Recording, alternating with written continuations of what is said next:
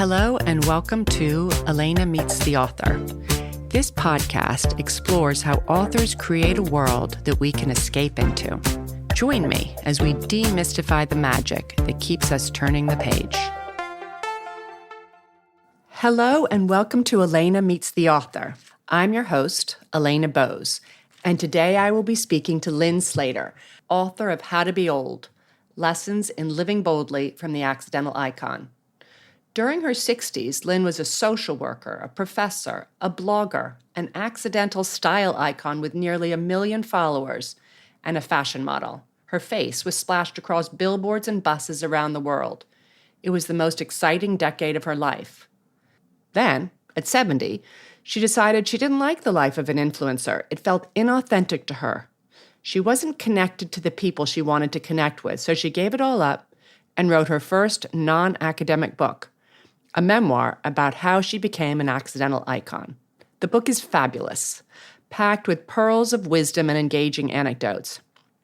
And if you're wondering who Lyn wanted to speak to, in her words, they are women who are not famous or celebrities, but are smart, creative, fashion-forward, fit, thoughtful, engaged, related, and most importantly, clear and comfortable with who they are. Lyn is so wise and accessible. I recommend her book to any woman thinking about aging and how to approach it with a positive attitude. Lyn is unafraid of being old, considers herself a work in progress, always becoming, reinventing herself when she feels the urge. We talk about how she deals with fear, how she views mistakes as lucky accidents, starting over again, the importance of intergenerational everything, and what 3 pieces of clothing she would grab in a fire. I hope you enjoyed the show. Thanks. Well, so nice to meet you. You must have been doing a slew of interviews. Yes. Interviews, podcasts, but I find I'm enjoying the conversations. Fantastic. And you're posting more because there was a period where I think you maybe stopped posting so much, and now you're posting quite regularly to promote the book. But yes, it's meaty. Well, I'm trying. You're doing a great job. Okay, so to start off, during this last decade, a professor of social work, a grandmother with gray hair and wrinkles, became a fashion star with nearly 1 million followers. I looked at a recent post where you are wearing a beautiful blue and rust flowery blouse, blue jeans sitting on the floor, with a box full of copies of your new memoir, How to Be Old. And the sexy soundtrack, This Is How We Do It, by Montel Jordan, is playing in the background. I can see you as both a stylish, wise, cool septuagenarian icon, no longer accidental, as well as a young woman on the dance floor in a Manhattan nightclub in the 70s and 80s. I was there too, by the way. You hate smiling in photos, but I can see a hint of a smile. You're happy you did it. You wrote that memoir that you'd been putting off for years. You are such an inspiration. Your partner, Calvin, was right. You are a vintage hipster. You are unafraid of being old. I'm 61 and underline so many parts of your wise book. And I'm so glad that you're continuing to share your pearls of wisdom on Substack, your Instagram posts, and wherever else we can read your thoughts on life, aging, the different roles we have as women, your new old arts and crafts house in Hudson, whatever you write, I want to read. Can you tell us a few of the key lessons you learned on How to Be Old? The first big lesson, I think, is to make it seem like being old is unlike any other time in your life. And the way that I look at it is in every decade that I have lived, I have had challenges, I have had opportunities, I have had losses, I have had celebrations, and I have figured out with increasing ease over time how to respond to those things. And so I think being old is just another one of those times. Again, there's many amazing things about being old. There's things that are not great, but there's always the opportunity to respond to whatever has happened in a creative and resilient way. And so that's how I like to think of it. It's the same, but it's different. It's good. I'm a new grandmother. I have this 18-month-old granddaughter and another one on the way. And I think you wrote about this, but I believe it. It's like a new great love. Yes. You can't have when you're younger. And it's so different than being a mother. So it's just one of the things that is a plus. Yes. In your fabulous book, which is so honest and intelligent and relatable, you say that 60s is a tough decade. Can you briefly explain why the 60s are harder than, say, previous decades? And do you think your 70s will be easier? I want to look at your journey, what you learned, and how that formed who you are now. I think initially going into 60, we have a lot of societal expectations that happen to you. You know, you have to sign up for Medicare, and 65 is a traditional retirement age. And so I think for me, the challenge of the 60s was, how am I going to respond to all of these things? And which of them really is sort of an old idea that is no longer relevant? I think this idea that you have to retire away from the world and not work anymore is a very outdated idea. Many people are finding very vibrant second careers during their 60s. I had an experience that was such an adventure that I did not have in any of my earlier years. So I think 60 for me is when my body really began to change pretty dramatically. I wrote recently in my Substack about that in an essay called Stranger in the Mirror. When all of a sudden one day you look in the mirror and you kind of say, who is that woman? And she's sort of you, but unrecognizable to you. And so I think for me, that was a big challenge, was how am I going to deal with these changes in my body? And then I remembered, again, this goes back to what I said before, that my body has always changed as a woman. When you're a child to an adolescent, you're always losing or gaining weight. When you become pregnant, when you have menopause, you know, you're always having to figure out that question, how do I dress a changing body? So again, the more that I think about age and being older as something that I have done before, that I have, in fact, even more knowledge, skills, and experiences to respond to it, the easier it makes it for me to be more positive about it. It's such a good point, because I was thinking in my 50s, I felt quite youthful. It's when I met my now second husband. My life was a lot like my 40s in some ways, but 60s is very different. And I'm only 61 and I'm feeling significantly different in my body. And the way you say it, you're absolutely right. We're always changing. Right. We're always changing. It's just maybe from like menopause, there's like 20 years after you have children until menopause where you don't change too much. And all of a sudden. But even then, if you look at it, right, during that time, you probably are gaining or losing weight. You're bloated at certain times of the month. Right. And so it's always, how do I dress this body in all its manifestations? Yeah. And so, yeah, I think we don't normalize things enough. I like it. We need a positive outlook. Well, you know, on that, Yeah. there is a researcher who has shown it's not just for our mental health that we need a positive outlook, but there's a researcher, her name is Becca Levy, and she has done a lot of work on stereotypes about age.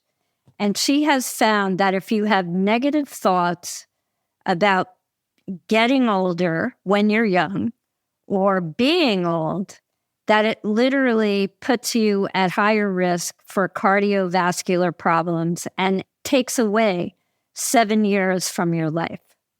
Wow. So this positive approach to aging is not just mental health, it's your physical health as well. And you need to start it when you're young, because she followed young people who had negative thoughts about it. And by the time they were in their 30s and 40s, they were showing all of these high-risk conditions. So it was really fascinating. You talk about a term you use called what nowness, the state that precedes a reinvention. When did you last feel that, or are you feeling it now? I think I'm feeling it now very much. You know, this book has marked a passage, and I very much experienced this book as me taking back authorship of my life story, which I felt had been kind of co-opted and taken from me by society. And so that feels very empowering. And it also made me realize how much I loved writing.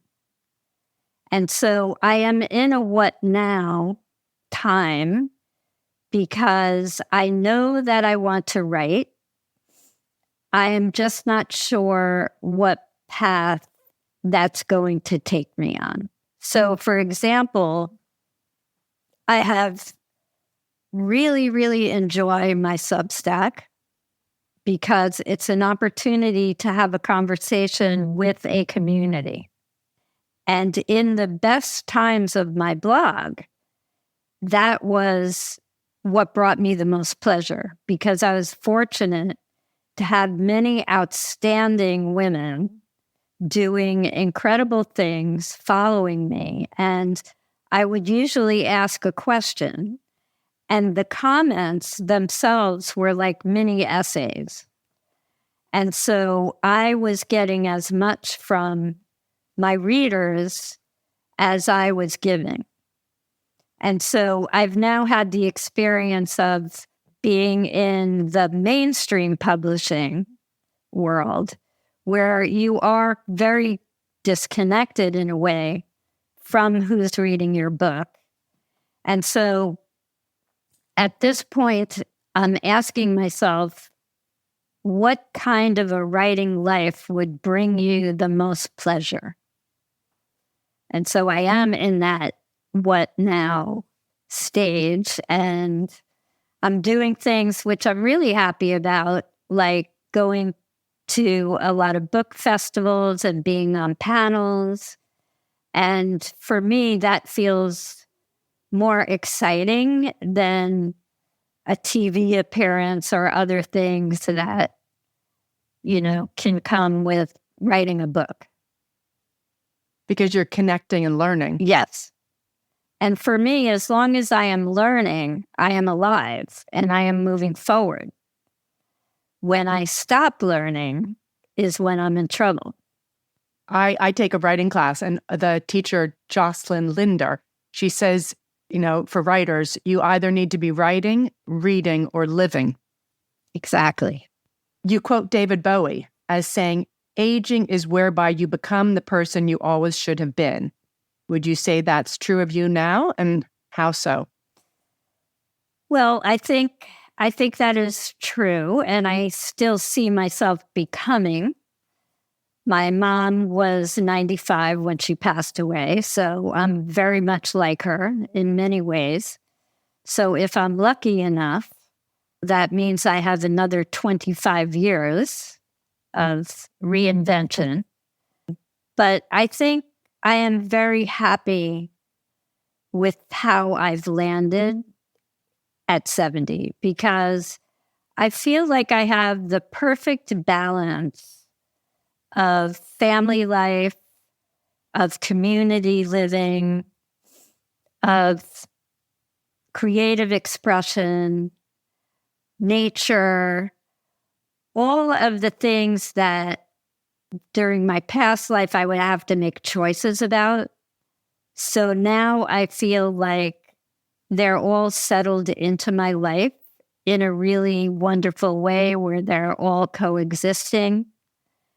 And so it feels like maybe for the first time, my life feels very coherent. It's not having to make choices between, okay, work life, family life, all of that kind of stressful stuff that happens, and not having enough time, right, to give to the things that are meaningful to you. So I feel like I'm in a wonderful situation now where I do have the time to give equally to all of these important things in my life. That's fantastic. That is the goal. Yes. Looking back, at what age do you have your first memory of you being passionate about fashion?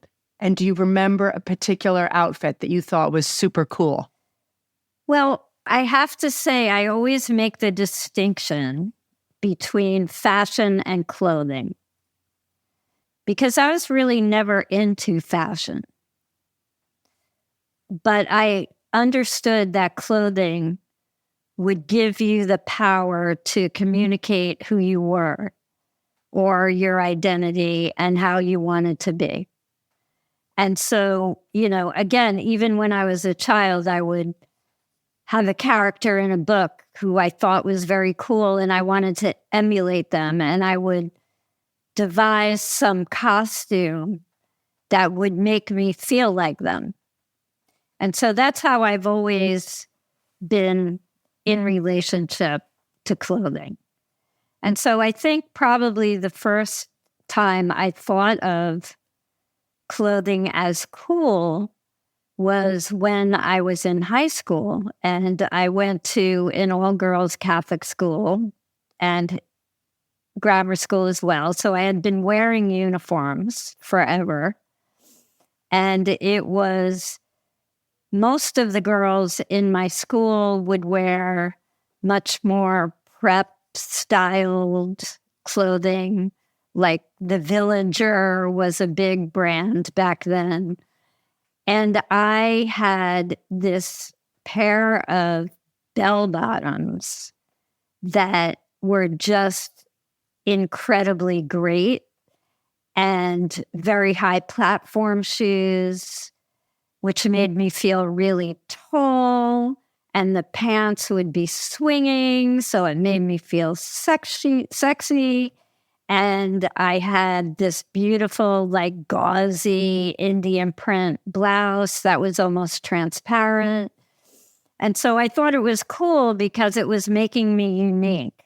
And it was allowing me to embody how I felt as an adolescent, which was this kind of free and experimental and thinking outside the box and rebellious sort of young woman.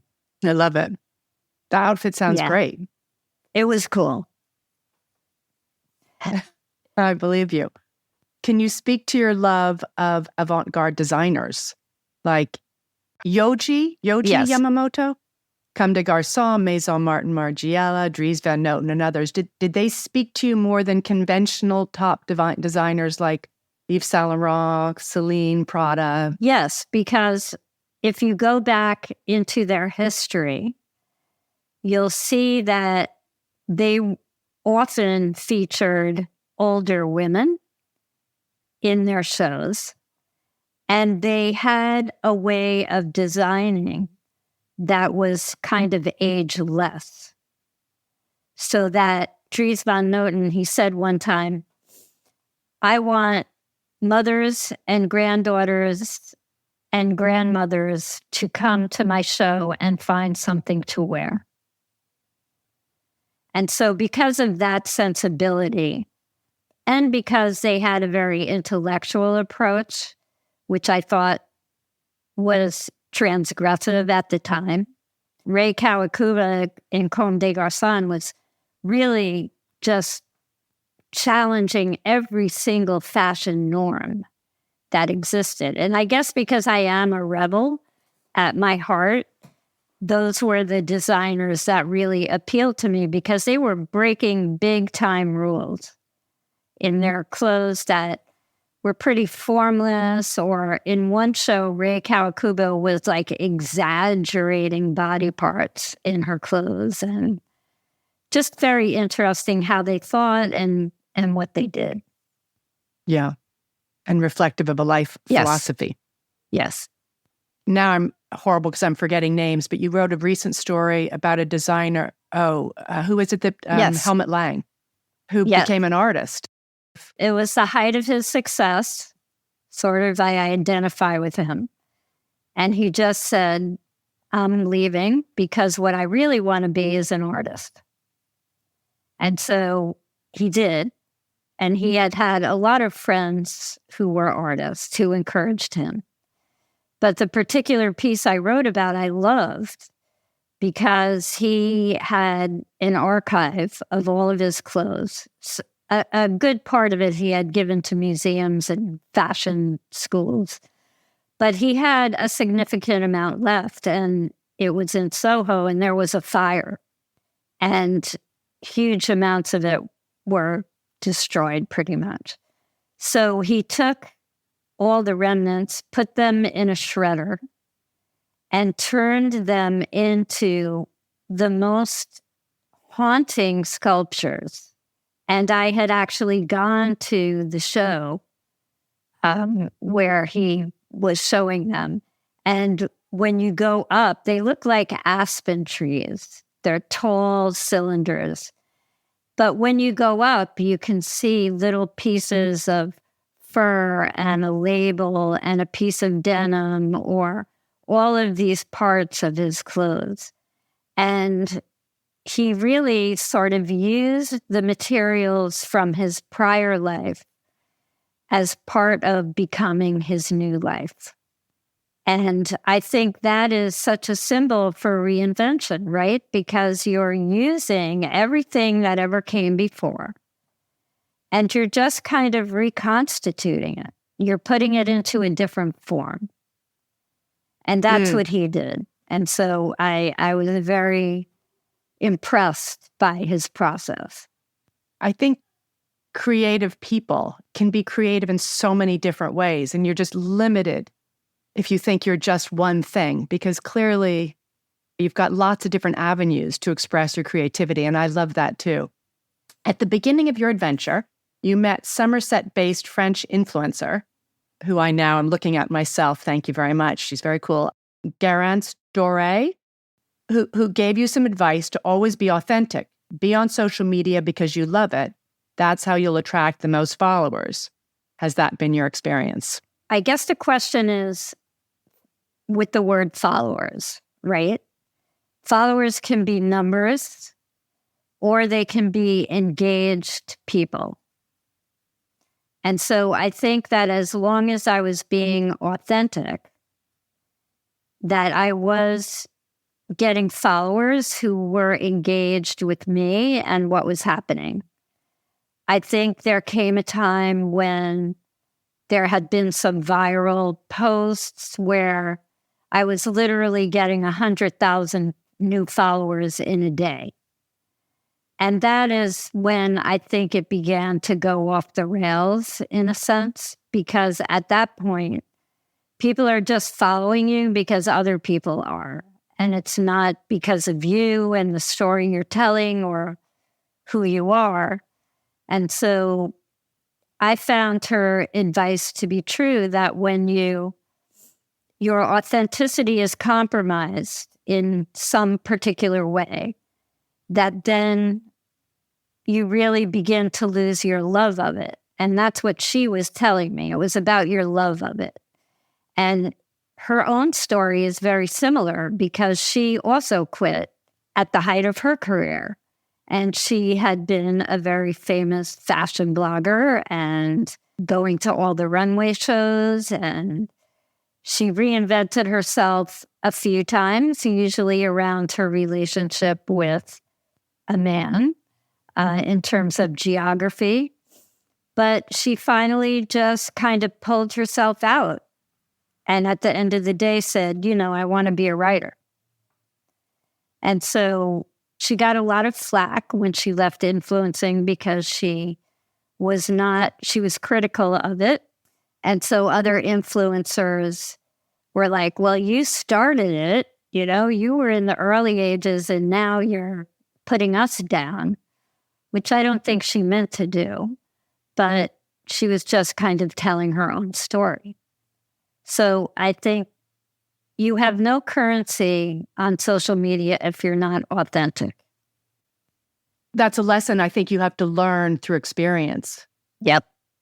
There were many wonderful things about it, and especially in the early days of it. And it really was the last couple of years where I had transitioned from being a blogger to being only pretty much working on Instagram and moving away from my original mission of, talking about how clothes can help us express ourselves. And then I began to be involved in promoting a lot of products that had nothing to do with that.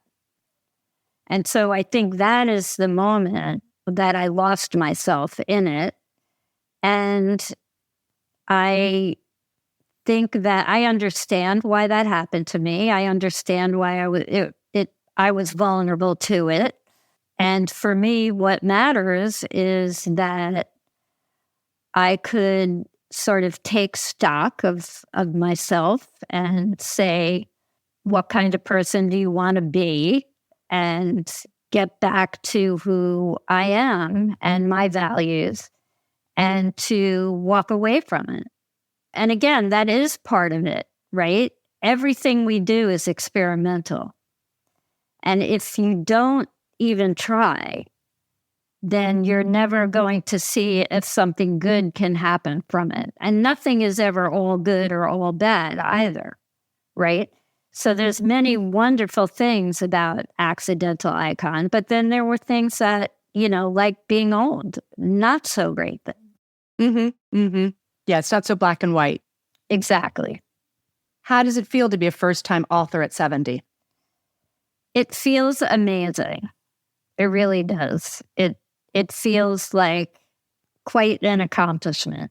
And it was a hard struggle to get to that point because at the height of my fame, I had started to have literary agents come to me. And so I did get a literary agent, but it really took me like 3 years to be able to write a book proposal that was a book I felt I could write. And so it's very funny. I talk about this in the book, but one of the proposals, I had several rejected proposals, and one of them, right when I was trying to figure out what has happened to me, why am I so unhappy? The book was, I'm a boomer, but I'm suffering from millennial burnout because I have a millennial job. And so it got triggered by an article that Anne Helen Peterson had written about millennial burnout and how much of it was associated with social media and the constant drive of being on 24 hours a day. And as a social worker, I had experienced burnout before. So some of it was familiar, but there was a big part of it I was like, what's going on here? And I actually started to read a lot of books that people were writing about it, like Jenny Odell and Gia Tolentino. And the book was going to be my way of figuring out what had happened to me and then how I could get out of it. So I go back and I look at that and I laugh because that's exactly where I was at that time. So I think I needed to continue to go through the process that I went through to get to a point where I could write the book that I have written. And this book is the second draft. The first draft was a total mess of loss and guilt and it, in fairness, it was also corresponding to the time period my mother was declining and dying. So it had a lot of grief. But I think I needed to write that before I could write the book that this has become. I guess you needed some distance, and that's what they say too, is sometimes for writing, you need to just spill out your guts like a diary, but no one wants to read that. Right. Then you have to go back and make it something people want to read. You do talk a lot about your family, which I love. Your grandmothers, your mother, their love of fashion or just not fashion, clothes, and how your grandmother just sort of left when your grandfather died and went to live with her. Was it her three sisters? Or her two sisters? They were all widowed within the same year. And then they just started traveling all over the world. Amazing. I can see how your mother was angry because you had those wonderful weekends with your grandparents in Connecticut. Every weekend you'd go. Yes. And they sound, again, heavenly. And that was all ripped away from you. On the other hand, I can see selfishly how your grandmother might have wanted to have a life of adventure. And she was how old when this happened? In her 60s? 61, the exact age that I wrote my blog. Funny. Yes. It's great. So you now live a more relaxed, outdoorsy life outside of Manhattan in Peekskill, where you wear a lot of blue jeans. What do blue jeans symbolize to you? And you're wearing blue jeans right now, blue jean shirt. Yes, I'm wearing a denim shirt. I love it. Yes. Love denim. Well, I think blue jeans to me always, I guess they're about work because they were originally workwear. And so I am doing work, doing caring work and writing work and working on my house. And so it feels the most comfortable and easy for me to be in. For some reason, I'm very attracted to the deep, deep blue of it. It just feels like I'm not feeling inclined to wearing any other color. And so it's just how my life is now, which is relaxed and easy. Yeah. Let's talk about fear and how you manage your fears. Everybody has them, but you have a creative way of addressing them. You worked for 45 years as a social worker with a specialty in child sexual abuse. You are very shy and hate having your picture taken.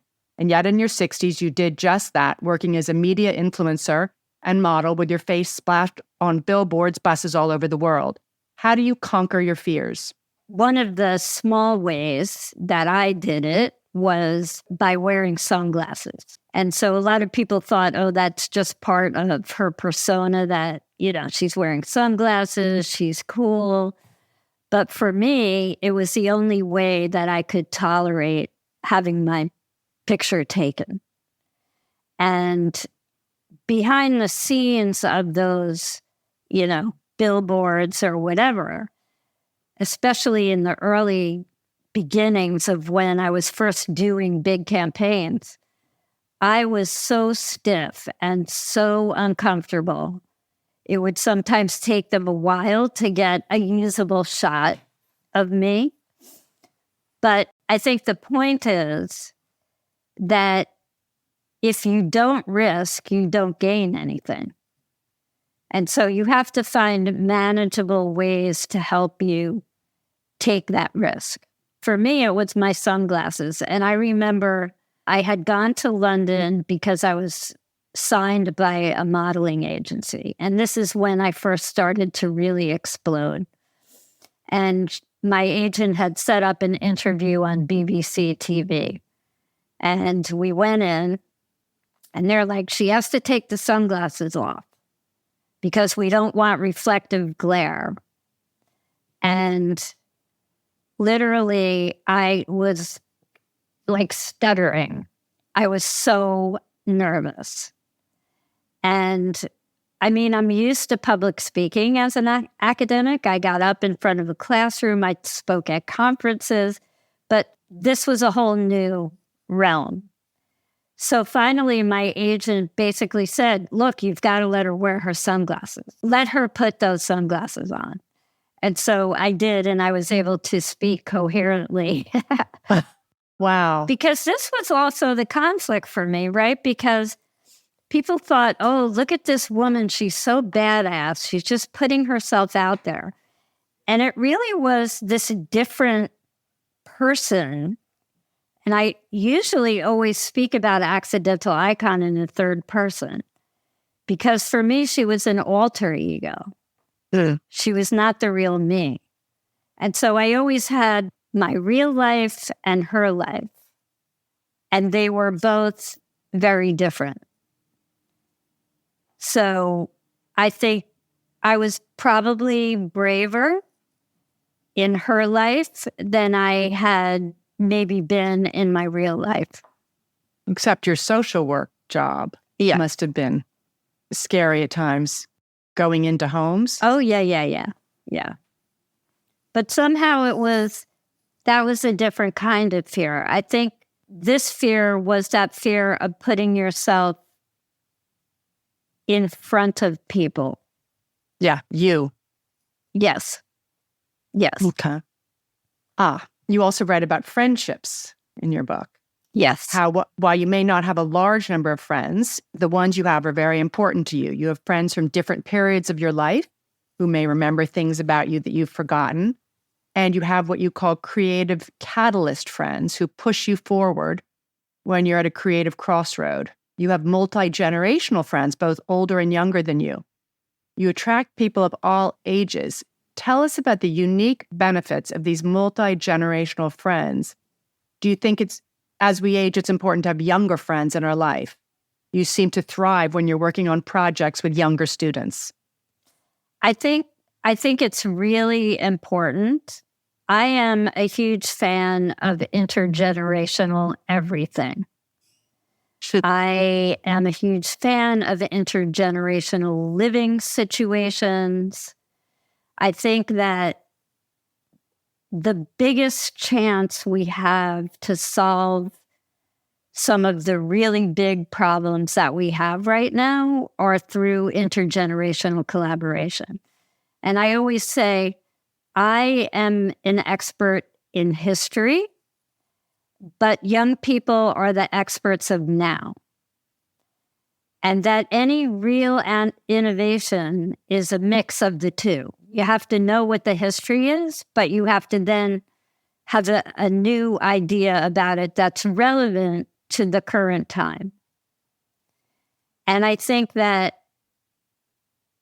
being respectful and open on both sides is such a key part of it. And unfortunately, I've had experiences with older people where they're very judgmental towards younger people and kind of say, well, this is how it should be done because etc., and don't really entertain them.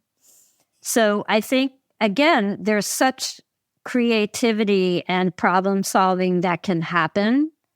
This is a new phenomenon that we're segmented into generations. For years and years and years in history, and even in this country, everything was intergenerational living, and people didn't even think about it. It was not a thing. It's been made into a thing, even by the labeling of different generations and this new phenomenon that we have now where there's real pitting in the media of one generation against another.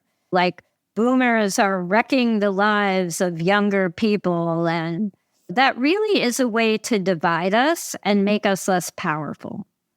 So I really think we should not buy into it at all. And my life has been very rich from being around young people. And I believe that young people's lives have been enriched by being around me. I agree with you. I think it's very important. And, we all once were young. And everybody's going to be old, whether they like it or not. Exactly. Yeah. Making mistakes, that's unavoidable. How we handle our mistakes is key. You write that mistakes, while sometimes quite painful, can also present opportunities. You say you try to view them as lucky accidents. How so? I think mistakes are always meant to tell you something. And how I had this attitude towards mistakes is when I was young, early in my career, I was in charge of a residential treatment center, which is 24-hour care, with adolescent girls who had come to be there from very traumatic lives, as well as staff. And I was in charge of all of them. And it could always be, given the situation, a very volatile, you don't know what's going to happen from one moment to the next. And I was just really flipped out about it and trying to control everything to prevent something bad from happening. And I had a supervisor who was great. First of all, she said, well, that's a little grandiose to think you could control all these things. But she said, there's literally, short of someone dying, there's no mistake that you can't fix. And that really had a profound impact on me. And I've taught so many of my students that very thing.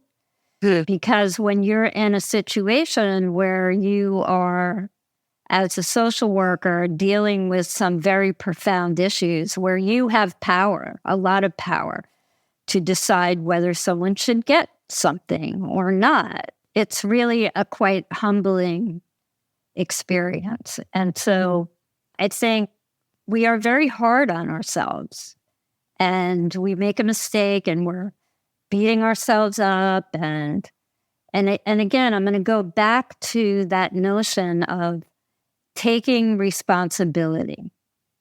And taking responsibility doesn't have to feel bad. It can feel good. And I think that's the same way with mistakes. They're brought into your life as an opportunity for you to learn. And that's why, for me, it's accidental. I see a lot of life as being accidental, particularly if you're living it in a very present and open way. Then you are open to all of these things that you might never see if you are so driven and so purposeful in everything that you're doing. And I guess that's the same, they say failure. You learn from failure. I guess that's just a grander way of making a mistake. Exactly. I listened to this incredible podcast the other day. It was put out through the London Review of Books. And it's an author who had been trained as a psychoanalyst, but the title of his book is called Giving Up. And the whole premise of the book is that we have these negative connotations to giving up, like we're diminished or whatever. And he's really turning that notion on its head. And he basically says sometimes giving up is what actually will lead you to success. And I was like, whoa, that really hit. That's interesting. You mean giving up something that's not really working for you? Right. And we put so much pressure on ourselves to keep persevering and persevering and persevering, when in fact it should be telling us something, right? That this perhaps is not working and it needs to get out of the way for us to do the thing that we're really meant to be successful. Like it shouldn't be that hard. Right. There should be some flow. You should be loving it. It Yes. should be a little bit easier for you because you have a passion for it. Right. Anyway, when you were a social media influencer, you had nearly 1 million followers. You traveled the world, modeled for Valentino and Dior, I believe, appeared in Vogue, and you've pulled back from that heady and ultimately unfulfilling experience. I ask you now, who do you really want to be visible to and why? Oh, that's a great question. I think we have these two opposite representations of age in the media. So on one hand, we have this decline narrative where you're going to have dementia, you're going to be disabled, you're going to have chronic illnesses, you're going to be a care burden, you're ruining the generations that are coming after you because you're taking up all their money, and etc. And then on the other hand, now we have this new version of aging. I've been watching it emerge, which is you're kind of ageless, you're highly resourced, you're, perfectly fit, you're running marathons at 90, you're doing whatever you want to do, and it's as if you're still young. And I think what's dangerous about that is that the vast majority of people aging are in the middle of those two extremes. And so one extreme is total dependence, the other is complete independence. And you hear all these women now, who are representing that idealized moment saying, do I look like I need help? Do I look like I need anything? I'm doing it all. And I think this is quite dangerous. Number one, because most of us are in the middle. But both of those things on either end is probably about 3% of the aging population, right? So probably 90% of us are in the middle.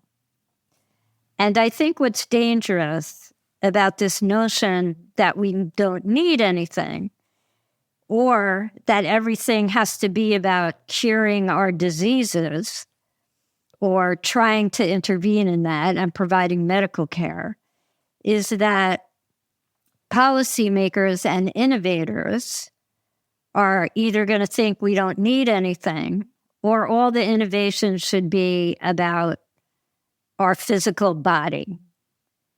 And that means that the needs of us in the middle are not going to be getting met in creative ways.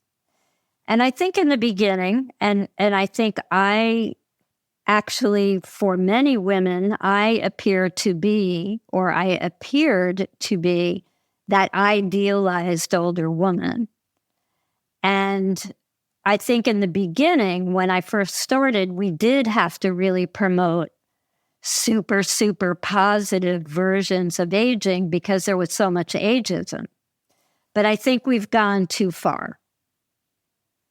And I think what I would like to see happen is that we're really showing more of those people in the middle, because they're having very interesting lives also, but they're doing it within the constraints of a fixed income, or they're doing it in really creative ways like co-housing situations.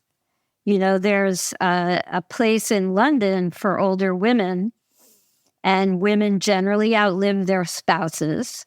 And these are women who are on their own and needed some support. And so they're in one big house, which they all contributed to. And they're sharing resources within this co-housing situation. And so that's the kind of thinking we need to be able to address the needs. And so now that I am not accidental icon, and I had my 3 years of making a lot of money, I am in that middle, right? And I'm in the process right now. At 70, I had no choice. I had to begin collecting my social. And 72, I'm going to have my mandated starting to take a minimum. So I am transitioning to a fixed income.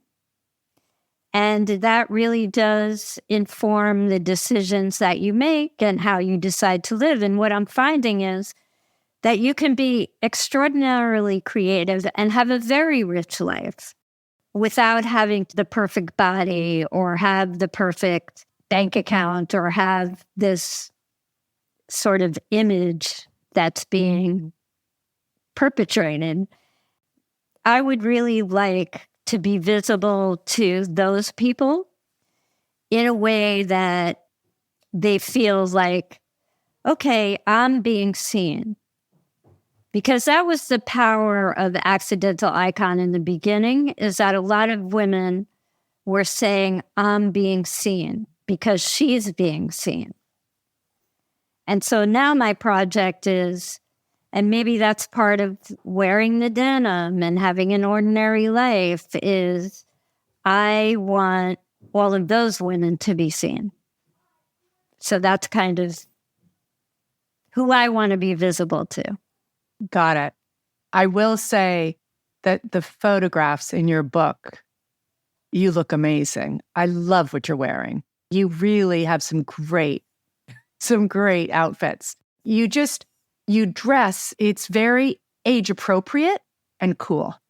I found it very inspirational because there is that issue of what do you wear? And you said every time you begin a decade, it's like, what do you wear? And I'm very aware of that. How do you look great, but respectable? And I think you can try to look really cool at any age. I think you can be cool and you can be dignified at the same time. And that was really what I tried to hit that mark. And by the way, I don't have any of those clothes anymore. Wow. I kept a few of my Japanese designer pieces, but everything else has been given away or sold, or I now have a very small closet compared to my entire apartment being filled with clothes. But I think I always say that you should dress from the inside out. And Rei Kawakuta, who I love, when she first started Comme des Garçons and she had her first boutique, she did not have any mirrors in the store. Wow. Because she wanted you to feel how the clothes felt on your body. Fascinating. And if it feels comfortable, if it feels like it's hanging beautifully, if it feels like there's beautiful space moving when you walk, it doesn't matter what it looks like, because if you inhabit that clothing that way, you will pull it off. Right. Even if you may find when you open your eyes it's some crazy Vivienne Westwood outfit. So I love that, because for me, I never looked for clues about how to dress from anything other than outside of myself. Right. I have a dress from a designer named Doro Olowu. He's Nigerian, lives in London. And I just feel great in that dress. I just know when I put that dress on, I feel really feminine and it's comfortable. It's not too tight. Exactly. That's the best way to do it. How do you feel in your clothes? Not how do you look? Yep. Luckily, I also think it looks good. But you're right. You're right. Well, it probably looks good because it feels that way. Yeah, because exactly. You're projecting that. I feel confident in it. Last question. Clothes are objects that help us think about something else, something greater. Imagine that your beloved new old house is on fire. It's only a pretend fire, don't worry. And you can grab 3 pieces of clothing. Which would they be and why? Now that you've sold them all, but pretend you have everything. Well, I think I have this very beautiful, long, to-the-floor silk Yohji Yamamoto coat. I would take that. I would take my overalls, which I am obsessed with at the moment. And I would take this piece that I did keep that was especially designed for me by not remembering her name, but it's a beautiful silver brocade jacket. So I would probably take those three. And the Yohji Yamamoto coat, is it black? Yes. Yeah, of course. Of course. I love those three, and they're all very different. Yes. Give Great. me a little variety. Overalls are important. You've got overalls in a picture. Yes. I've been wearing them. Well, it's interesting. When I was 40 and I had moved to the city, I had a pair of Gap overalls. And I wore them when I was taking my writing classes, and I had high-top Converses and bopping all over and doing all these creative, really cool things. And so I actually was able to find an exact pair of them in a vintage store. And so I bought them. And so now, I guess because I'm in a creative mood and a little bit of a rebellious mood, I like wearing them. Are they denim? Yes, denim. Denim, of course. Very nice. Well, Lyn, this has been fascinating. I knew it would be because I really loved your book. You're very, very wise. You have to keep on writing I'm part of that group that you're talking about, the 90%. We definitely need to hear from sort of, you're not a normal person, but you're not on either extreme. It's very balanced. And we are going through it. People need to have role models to help be positive about what's happening. I've done this little experiment with younger women too, who I know, and they've been saying, "Oh, I liked your book." And I said, "Well, what are you doing now to prepare yourself to be old?" And I said, "I want you to do me a favor. You're all creating Pinterest boards and mood boards for everything in your life. Make a mood board for who you want to be as an older woman. And then we'll talk about what you need to do now to get there." Because we're never invited to fantasize about our older self. When you're young, it's like, oh, am I going to get married? Will I have children? What kind of career will I have? But you never, when you're 18 or in your 20s, you never say, oh, what kind of old woman am I going to be? and actually, I think if I had been able to do that, like during those times of my life where I was really pressured and I didn't have time for me, where I kind of lost myself in the midst of raising kids and making your career, if I had known that I was going to publish a book when I was 70, I could have comforted myself. I could have said, all right, take a breath. You're in this now. You put your little dream up on the shelf, but it's going to come down and it's going to come out and you're going to have it. And so I'm encouraging all young women to start making mood boards of who they wish to be as an older woman in their life. And it's sort of like dreams deferred. Right. Possibly. Yes. It's funny because I don't know if you still are as full-time a grandmother working, because in your book you say you take care of your grandchildren like a lot. Your grandson, probably not now, but was delivered to you at 6 a.m. Yes. And you have him all day. I'm like, oh my God, how exhausting. You have a lot of energy. He's in daycare now. Okay. But I do have him. I'm the backup. And in fact, I have my granddaughter today because she was off from school.